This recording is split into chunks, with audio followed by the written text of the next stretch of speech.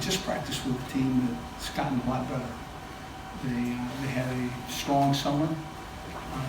It's obvious that they worked on our offense, defense, and special teams, and we're better. Okay, now we're not where we need to be, but we're taking strides. And I like it. I like my team. I'm proud of their efforts. Any questions? All right, when you're asked a question, if you'll please raise your hand, we'll bring a mic to you. Introduce yourself the first time you ask a question, and we'll go from there. So please raise your hand if you have a question. Matt Galloway with the Topeka Capital Journal. Les, what's the most important thing you have to get done this month to have the type of season you want to have? If in a game that is of this length, it's always the amount of mistakes that you make versus your opponent. If I can and make a down payment on less pre-snap penalties, less holding penalties, less extended plays. The reason I'm stepping there is I don't have my watch on, but that was my ringer. So I guess what I'm saying is that if we can stop pre-snap penalties, post-snap penalties, and we make sure that we take away and not turn over, it would be a really good team. Benton Smith, Lawrence Journal World. What did today's practice look like, just in terms of what you wanted to get accomplished? Today, here's what you do.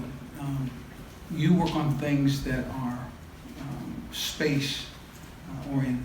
In other words, there's no reason for you to line up in a bunch and do a bunch of inline smacking and hitting and stuff. It just doesn't make any sense. And so what you do is, we started with 2 minute, and we did scramble drill, and we did really a number of things designed to view what this team's going to be like in space. And we undertook a lot of different situations, but it was really productive. Hey Coach, Kevin Romery from Midco Sports Network here in town. How much installation stuff did you get in during spring ball, and maybe what percentage of that do you still have to get in kind of now working to the first game? Yeah, I think we got a good piece of what we needed to get done in spring, but I think that was, I don't know what percentage that was, but there's some more to do. And this month we'll have to deal with installation, as we looked at 3 opponents, and it'll be the things that we've done in the past and the things that fit game plans. So I think we're about where most of my teams have been. They're in position to put a couple more things in and make a difference. Kirby in the back. John Kirby with JayhawksLandRivals.com. What's it like having your sons in the program? I went to grab one of them and started teaching, and I said, "Oh Lord, this is my son." And I didn't know if it was exactly what I should do, or hey, somebody else coach this kid, will you? But it's a joy, to be honest with you. I don't. They get no advantage, but it's fun for Dad to see those 2 big boys running around, competing. Jesse Newell, Kansas City Star. I want to touch on that, so I guess a 2-parter here. Ben, is he eligible? Kind of what is the status with that? Ben Miles, the youngest Yeah. Miles male, is eligible. Okay. So he's just able to play immediately. And then Drew Harvey, there's been some reports of him in the transfer portal. I just wondered if you could comment on his Yeah, status. I really can't. He's the only thing I can tell you is he's no longer on the team.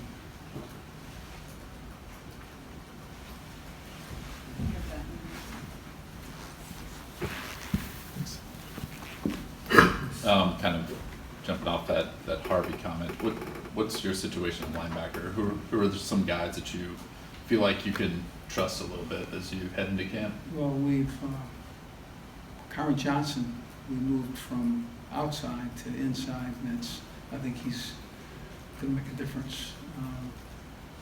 And I think Najee is really had a nice, summer and should be prepared to play significantly.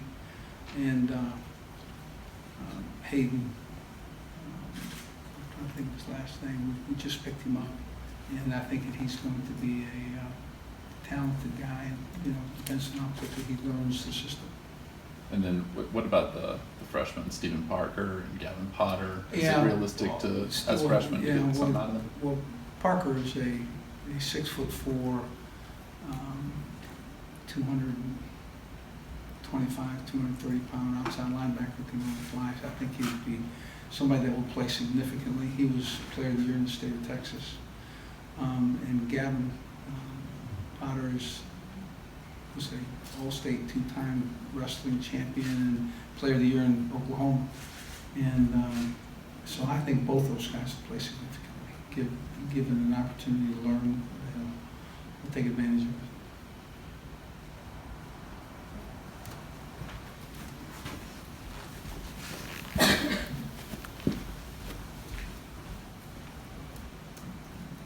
Hey, Coach Miles. Mitchell Summers with WIBW. Quarterback battle going into this fall camp. What kind of qualities do you look at a guy that's going to take the starting job? Well, first of all, they have to have some composure. They have to understand that that there's the length of the game, and we're going to make some plays, and frankly, we need to make sure that the quarterback does those things that helps his team win. And I think both guys are doing that. I think there's cooperation between the two. I think they enjoy competing with each other, but I think they understand the better quarterback play is, the better chance we have of winning, and so they're involved with each other's development. So, I like where we're at quarterback. Coach, what have you seen from Puka since his return, both in attitude and conditioning? Well, he's so glad to be back with his team, back to sweating in a football uniform and just being a part. And you can see it. We've kept him kind of away from play because he's not going to play in the first game, but hadn't stopped him from smiling and enjoying being with us. Over here, Coach Matt Tate from the Journal World, front row. Right side, all the way down. Well done. There you go. Front row, I dropped to here. Yep. And all good. I'm with you, I'm coachable. I wonder if you could just take us through camp, I guess. At what point, are there certain spots where you want to have 2 deep set, 3 deep set? Does that kind of happen organically, or do you have Oh, no, milestones? we're working at that. It's the guys that make the biggest impact are the guys that just, it comes to them in a natural way, organically. You use the word. And I think that certainly will happen. But we're looking to fill spots, and the good news is we don't have many spots to fill. So as camp continues, we'll have a conversation today. Let's talk about personnel. That's a daily mull, if you will. Mull it over, see who's shown, and what. Somebody made a big catch, somebody made a nice throw, somebody, that's what, and we're gonna, you don't go by that, and that's part, some of the most enjoyable parts of camp. Yeah, does it remain pretty fluid, or is there a target date where this is our 2 deep, we're going to move No, forward it with this? remains pretty fluid in the fact that we're going to play that guy that gives us the greatest chance of success on that Saturday when we open the season. So, I mean, it's without saying, no, there's no change. We want to play the best guy. We want to give everybody the shot. Coach Scott Chasen, 24/7 Sports. How do you feel about the offensive line heading into fall camp, and what do you think you want to see out of that unit?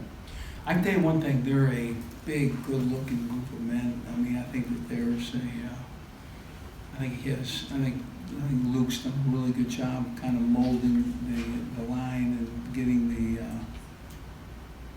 the different pieces, pass protection, the different different style of blitzes that can, befall you. And, putting that line together, I think our line's gonna be good. Again, it takes time, with a number of practices that you must get in, the time frame, and, part of the growing position of this team is they're fatigued, they're gonna continue to be fatigued, and they're gonna get better. And that feels something that camp gives you. Let's go to Jesse, and then we'll take two more after that. Hey Les, you mentioned Ben earlier, just how can he help you from a football standpoint, help this team? Well, I don't know, he's got some guys that are pretty talented that are around him, and, he's got to step in there and be the guy, but, I think he's a pretty talented athlete, and, he came from a place that, pretty talented players, so, and I think he helps in a bunch of ways. I think I think he comes with a right disposition. I think he's a football player. I think he's a competitor. Talent, we'll have to see. I think he's pretty talented. Hi Les, David Lawrence, Jayhawk Radio. Without giving away any secrets, we haven't seen huddles and quarterbacks under center here for maybe a decade. We're going to break that record. Going to break that record. Sure. Men in the huddle. And how about fullbacks? Yeah, I think you can see fullbacks too. Just, they seem to walk around here. You know what I mean? If you open your eyes, suddenly, hey, I wish you could play fullback. We'll not use the fullback as routinely as you might think, but then again, we might. And Coach, with that being said, you coached in this conference a while ago. Has your style changed a lot since then? Do you feel like you're a similar guy to maybe your Oak State days, or are you totally different? Yeah, I think I think the style of football and what's going on in college football is, requires you to step into another style. And I think the things that I have always been in terms of being a physical football team and really just pointing at some of those things that are inherent to a very quality football team. I think those things won't change, but I think we'll do some different things. I promise you, I ran one fake against K-State when I was at Oklahoma State. And I think that I've worn my fakes out. So we're gonna have to do some other things. Last one here with Chris. Hi, Coach. Chris Lazarino with Kansas Alumni Magazine. Coach, are there any differences to the dynamics or the energy of a August training camp when there's a new coaching staff, new program being put in place? Yeah, I saw brand new energy in practice today. There was a lot of enjoyment. I mean, guys smiled, a lot of, again, a team that was, really enjoyed each other's company and wanted to have a practice that started a camp season that said, no, we're going to be, people are going to struggle with us.